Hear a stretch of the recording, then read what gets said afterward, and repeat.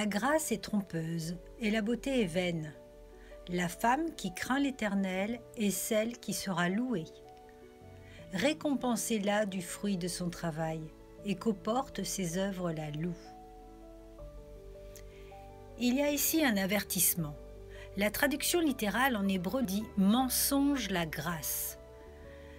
Il y a deux mots ici à distinguer.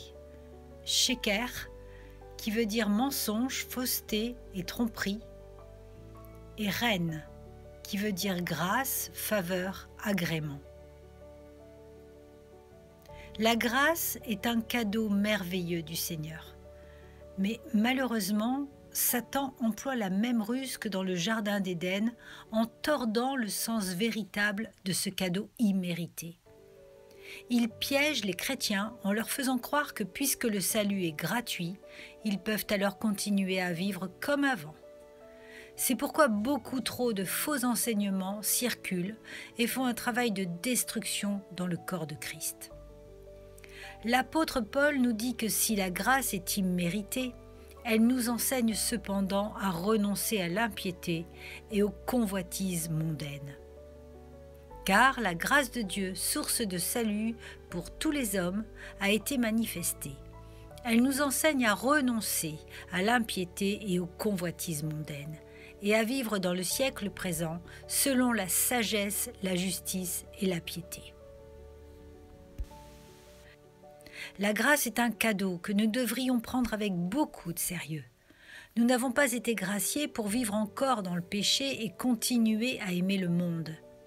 La loi a été accomplie par le sacrifice de Jésus, mais elle ne nous dispense pas à rechercher la sanctification et à obéir aux commandements de la parole. Certains, malheureusement, sont trop attachés aux choses de la terre, à tout ce qui est beau, à tout ce qui excite leur chair. Il y a tant de belles choses et pourtant, combien la plupart d'entre elles sont vaines et futiles.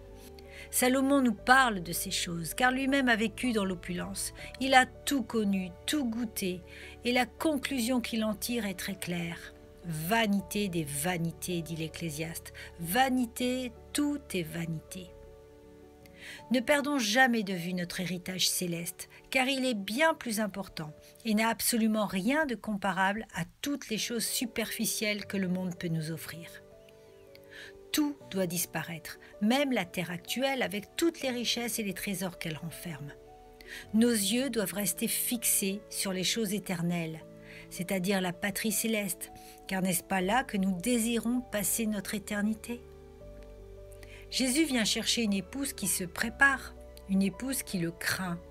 Il vient chercher une épouse qui porte ses regards sur lui et qui cherche à plaire à lui et non aux hommes. Mais la parure intérieure est cachée dans le cœur, la pureté incorruptible d'un esprit doux et paisible qui est d'un grand prix devant Dieu. Voilà ce que Dieu recherche.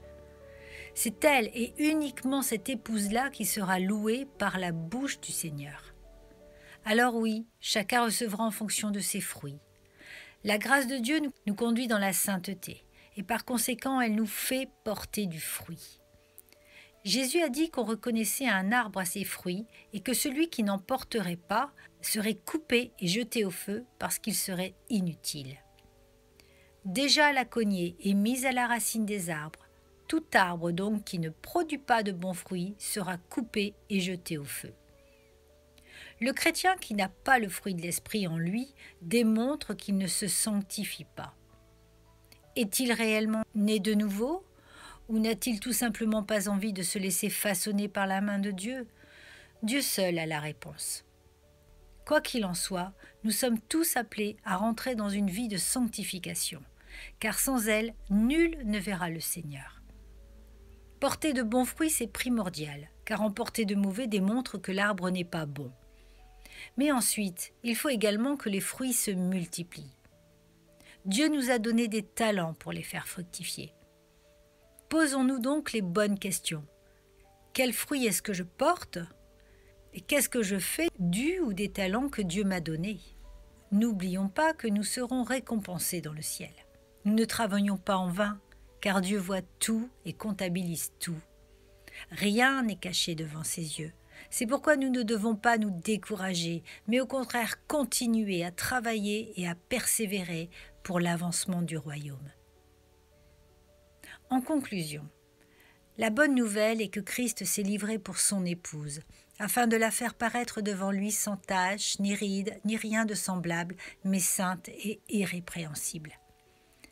Comme je l'avais précisé dans la première partie de ce proverbe, cette description ne s'adresse pas à la femme en particulier, mais à chaque enfant de Dieu, qu'il soit homme ou femme. C'est la raison pour laquelle nous devons tous nous en inspirer pour voir si nous sommes sur le bon chemin.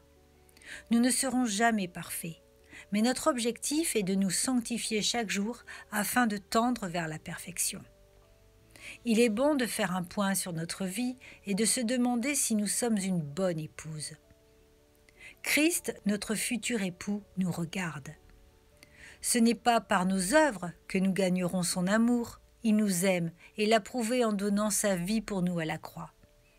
Mais où en est notre amour à son égard ? Si nous l'aimons vraiment, cela se vérifiera par nos actes. En retour, lui avons-nous donné notre vie tout entière ? Une épouse qui dit « je t'aime » à son mari sans rien lui donner en retour n'est qu'une hypocrite. L'amour se démontre par des actes. C'est pourquoi Jacques dira que la foi produit forcément des œuvres. Il en est ainsi de la foi. Si elle n'a pas les œuvres, elle est morte en elle-même. Cependant, il est important de remettre ce proverbe aussi à notre vie de tous les jours.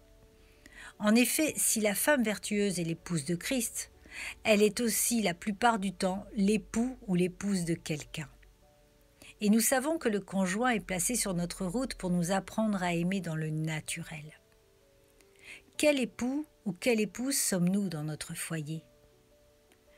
Une femme vertueuse est la couronne de son mari, mais celle qui fait honte est comme la carie dans ses os. Es-tu, mon frère, ma sœur, la couronne de ton conjoint ou la carie dans ses os ? N'essayons pas d'être une bonne épouse pour Christ avant d'en être une d'abord pour notre conjoint. Un mari qui n'aime pas son épouse ou une épouse qui ne respecte pas son mari ne pourra jamais prétendre aimer Jésus. Jean le dit dans sa première lettre, « Si quelqu'un dit « j'aime Dieu » et qu'il haïsse son frère, c'est un menteur. Car celui qui n'aime pas son frère, ou alors on pourrait très bien dire « car celui qui n'aime pas son conjoint qu'il voit, comment peut-il aimer Dieu qu'il ne voit pas ?» Notre rôle d'épouse commence ici-bas, que nous soyons hommes ou femmes. Sachons démontrer notre amour envers celui ou celle que Dieu a placé à nos côtés. Ainsi, nous prouverons que l'amour est en nous et que nous sommes réellement cette épouse que Christ vient chercher bientôt. Que Dieu vous bénisse.